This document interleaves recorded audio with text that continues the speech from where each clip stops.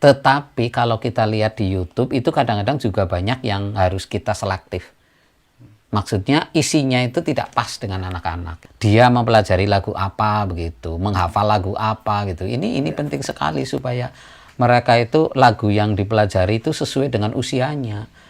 Menciptakan kegairahan di dalam berkarya.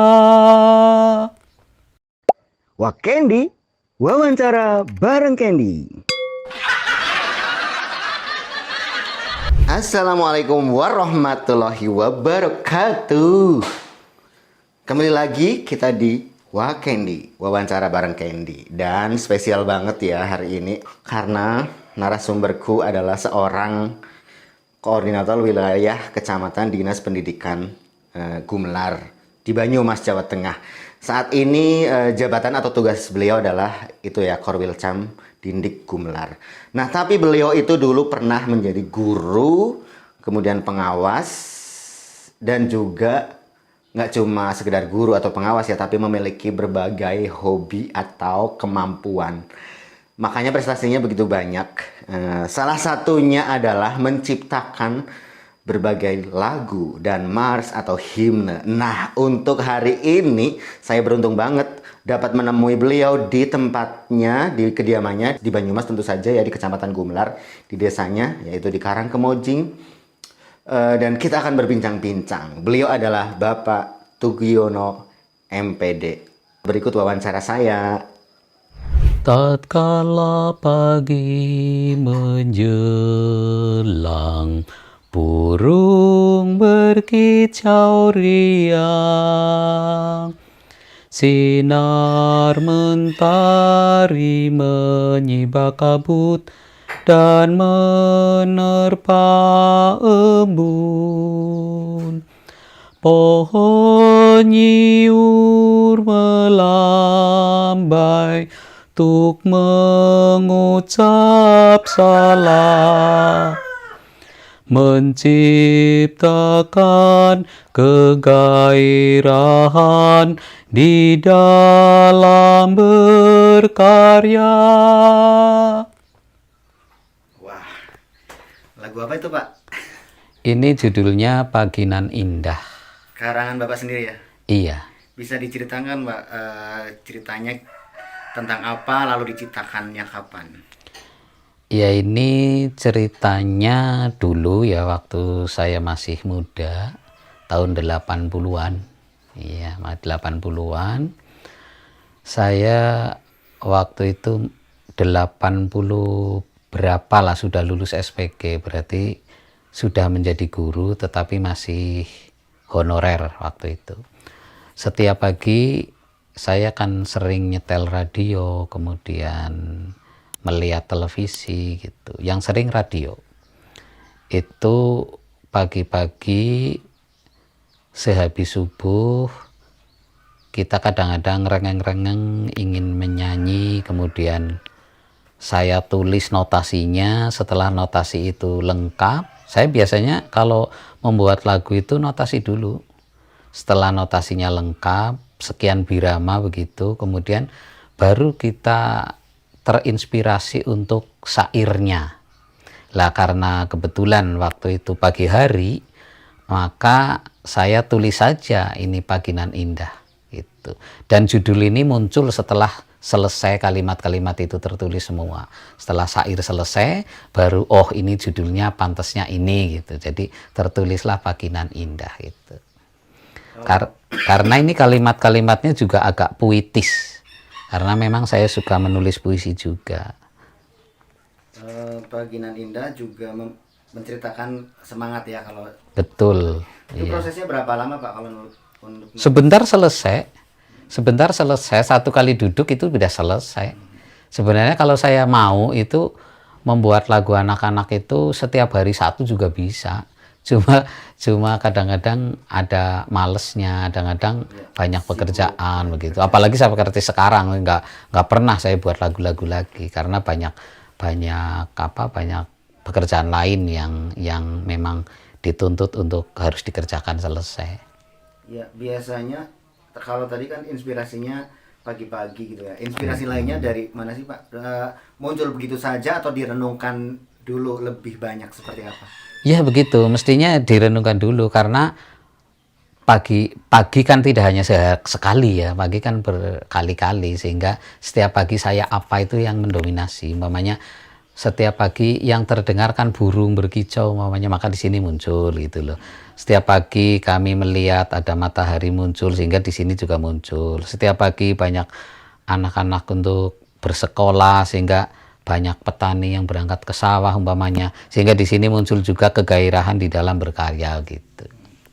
Kalau lagu lainnya banyak juga ya? Ada Di beberapa sih. dalam dokumen ini ada berapa Pak? Ada, kalau di sini ada 10 termasuk Maret juga, tapi ini yang tentang tanah air ini Indonesiaku itu juga bagus dengan birama yang sama 6/8 ini. Indonesiaku. Mau mencoba juga untuk saya pengen Boleh, bisa. boleh. Di buku ini kalau Bapak masih ingat dan berkenan, saya senang sekali kalau Bapak bisa menyanyikan. Indonesia negeri kita, aman, tentram, damai. Ribuan pulaunya menyatu padu. Samudra membentang luas, kebanggaan kita. Gunung tegak kokoh dan berkarisma. Negeri Indonesia terkenal keramahannya. Negeri Indonesia tinggi budinya. Wow, sangat menyentuh ya kalau Iya. sebagai orang Indonesia pasti Iya. tersentuh dengan lagu ini. Kalau boleh cerita juga riwayat penciptaan atau munculnya lagu ini. Saya kan mengajar kelas 5 waktu itu. Oke. Iya, Masih mengajar kelas 5 SD di Kedung Urang atau di Karangmonjing. Ya, kelas 5 SD. Di situ ada pelajaran IPS. Kemudian ada pelajaran tentang Indonesia, keanekaragaman budaya dan sebagainya. Dari sinilah muncul bahwa ribuan pulaunya menyatu padu gitu kan. Ribuan pulaunya menyatu padu. Kemudian samudera membentang luas, itu kebanggaan kita. Kemudian gunungnya tegak kokoh. Kebetulan kalau SD 2 Karangmonjing itu, kalau saya lihat ke utara itu Gunung Slamet, gunung itu agak ke timur itu ada Gunung Slamet, ada itu gunungnya indah sekali. Kemudian Gunung Karang di sebelah gunung ini itu juga kelihatan dari sana, kelihatan dengan jelas, sehingga ini menginspirasi saya untuk menulis lagu kayak gini. Jadi memang bisa saja kalau tadi di pertama suasana di pagi hari, lalu yang ini tuh terkait dengan pelajaran karena betul. lagi mengajar gitu. Iya, jadi inspirasinya bisa iya, kalau zaman sekarang itu mungkin tematik gitu ya. Tematik. Jadi kita mengajar katakan tematiknya apa gitu. Kebetulan ada kalimat ini saya munculkan di awal, di persepsi, bahkan saya ajarkan supaya nanti apa itu mereka jadi paham bahwa Indonesia itu begini begitu. Oke. Pak, kalau sekarang kan teman-teman atau angkatan kita, angkatan saya itu semuanya media sosial, dan di situ mencurahkan segalanya di media sosial biasanya yang nggak penting kayak aduh lapar nih gitu misalnya. Nah ini Bapak justru mencurahkan dalam bentuk-bentuk lagu. Sebenarnya gimana sih Pak? Apakah orang tua memang memiliki bakat atau seperti apa sebenarnya? Kok bisa menciptakan? Enggak, orang tua saya semuanya petani biasa.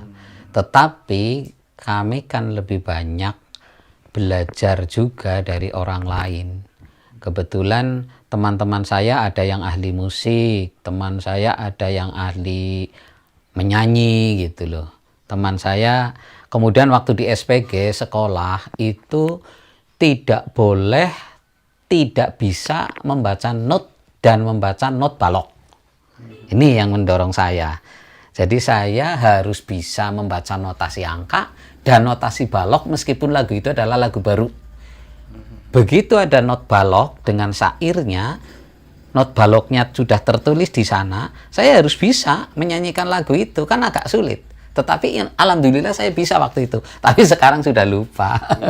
Karena nggak dipelajari. Di gitu. SPG ya? SPG luar biasa. Itu setingkat SMA sesungguhnya. Betul, ya setingkat SMA. Nah, kemampuan yang harus dikuasai itu lebih. Betul. Kayaknya SPG itu all round.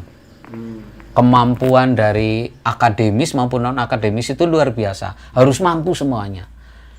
Karena memang dicetak untuk menjadi guru yang profesional. Jadi guru tidak guru mata pelajaran tertentu, tidak. Dari kesenian, dari olahraga. Kebetulan saya di SD itu tidak ada guru olahraga, saya biasa ngajar olahraga, loncat tinggi, loncat jauh. Dan alhamdulillah anak kalau loncat jauh, loncat tinggi tetap banyak yang juara. Karena apa? Ternyata meskipun olahraga itu hanya sekedar mungkin melangkahkan kaki untuk loncat katak itu hanya sekedar loncat. Ternyata perlu latihan. Perlu latihan ini yang kadang-kadang kita tidak terpikirkan. Bahwa lari, siapa saja bisa lari, akhirnya tidak diajari. Kalau akan ada lomba, silakan berangkat lomba lari. Nah, kan kurang bertanggung jawab itu namanya gurunya. Saya nggak kayak gitu. Saya mesti kalau akan lomba apa, dilatih sekuat tenaga. Dilatih sekuat tenaga. Jadi nanti mereka akan mantap, sudah pede, sudah memiliki kemampuan. Mereka maju untuk lomba itu sudah memiliki kemampuan. Termasuk ini kalau waktu di SPG itu juga saya itu sih, selain vokal, saya kebetulan ikut grup vokal SPG yang setiap hari raya, setiap hari besar, hari pahlawan contohnya, itu pukul 00 saya berada di Taman Makam Pahlawan di Kabupaten Cilacap, karena saya SPG-nya SPG Cilacap. Pukul 00 itu kami sergu itu menyanyikan lagu paduan suara ya. Pahlawanan ya. Iya, lagu itu loh, lagu apa itu? Lagu Gugur Pahlawanku. Iya, Gugur Pahlawanku, betul. Itu kami kadang-kadang membawakan dengan sangat iya, sangat hikmat sekali, sehingga kadang-kadang betul-betul saya bisa mensuarakan, bisa membawakan dengan sangat hikmat. Sehingga disinilah kadang-kadang saya kalau nyanyi benar-benar merasakan bahwa saya sedang nyanyi gitu. Jadi ini juga saya tanamkan ke anak didik saya gitu. Jadi mereka tidak tanggung-tanggung ketika melakukan sesuatu. Termasuk tadi kan saya menyimak sedikit tuh suaranya ya, sangat powerful ya. Iya. Padahal udah cukup senior umurnya. Tapi masih powerful. Itu karena memang latihan. Cuma sekarang sudah nggak Akhirnya. latihan lagi. Iya. Jadi sudah kurang aja. Kayak kalau dulu waktu SPG itu udah, kalau nyanyi keroncong, nyanyi seriosa itu saya senang sekali itu seriosa. Karena biasa latihan di pantai itu kan, di Cilacap kan pantai. Nah, kembali ke soal kalau soal suara-suara lomba nyanyi itu kan juga sering ya, itu Betul. kaitannya dengan ternyata tadi dari SPG sudah belajar dan akhirnya bisa menciptakan lagu. Nah, soal lagu-lagu ini Pak, waktu itu dipublikasikan atau hanya menjadi dokumentasi pribadi atau seperti apa, atau dilombakan gitu? Iya, untuk Mayoritas lagu belum pernah saya lombakan ya. Cuma kalau lagu itu saya terbitkan di majalah anak-anak. Kalau di Surakarta ada majalah anak-anak sukses majalah anak-anak. Di situ ada lagu, saya sering ngirim kolom lagunya. Tapi arsipnya udah pada hilang sih. Sebenarnya saya punya lagu banyak banget, cuman waktu itu nggak mengarsipkan karena belum zaman komputer waktu itu. Kemudian di majalah Semarang itu majalah Belia. Majalah Belia Semarang ini sering saya menampilkan itu. Kemudian waktu tahun berapa itu zamannya pemilu rame-ramenya Golkar waktu itu, saya kebetulan ikut jadi anggota AMPI. Saya juga menciptakan lagu AMPI Jaya, dan lagu itu diterbitkan di majalah bukan majalah, itu namanya apa ya, yang kayak selebaran Buletin Tri Sukses milik AMPI. Waktu itu tahun 86 apa tahun berapa lah, buat pemilu tahun 87 apa ya waktu itu. Itu jadi saya bisa tampil, bisa menampilkan lagu Trik Sukses itu di majalah Trik Sukses, dan sukses itu benar-benar menyebar ke se-Indonesia itu waktu itu.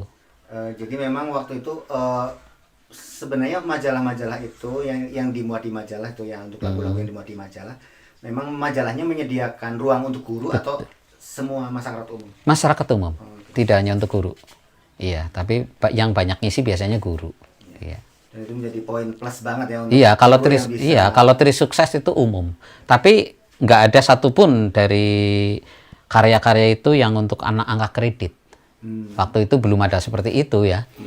Kemudian kami juga memang kalau berbuat sesuatu itu bukan semata-mata untuk angka kredit, kami berbuat gitu aja untuk jadi karena portofolio saya saja itu yang bukan dari situ banyak banget. Jadi pada waktu ada, alhamdulillah ya, waktu sertifikasi saya zaman dulu kan tidak melalui PPG, tidak melalui PLPG untuk dapat sertifikat pendidik. Saya melalui portofolio. Waktu itu kan minimal guru harus memiliki portofolio 850 gitu ya. Tapi nilai saya itu 1858. Jadi lebih 1008. Jadi kalau untuk 2 orang mungkin bisa, tapi nggak bisa. Jadi sangat melampaui. Iya, 2 kali lebih ya. Alhamdulillah, jadi saya karena jalurnya jalur prestasi, saya waktu itu memperoleh sertifikat pendidiknya juga melalui jalur prestasi. Jadi teman-teman belum punya sertifikat pendidik, saya sudah punya, sehingga saya setahun lebih awal menerima uang sertifikat pendidik. Wow, biasa, waktu itu tahun berapa itu? Berbagai kerja keras dan kami nggak merasa sih sebenarnya. Melalui lagu-lagu ini. Nah Pak, kalau kita melihat kan anak-anak sekarang sudah minim sekali ya lagu-lagu anak. Betul. Bapak gimana pendapatnya? Apakah pingin menciptakan lagu anak? Iya, sebenarnya ya bisa sih. Sekarang itu sebenarnya anak-anak mempelajari lagu anak dari YouTube. Banyak sekali, malah sekarang banyak iringannya juga. Tetapi kalau kita lihat di YouTube itu kadang-kadang juga banyak yang harus kita selektif. Maksudnya isinya itu tidak pas dengan anak-anak. Itu yang orang tua atau guru itu yang harus mengontrol.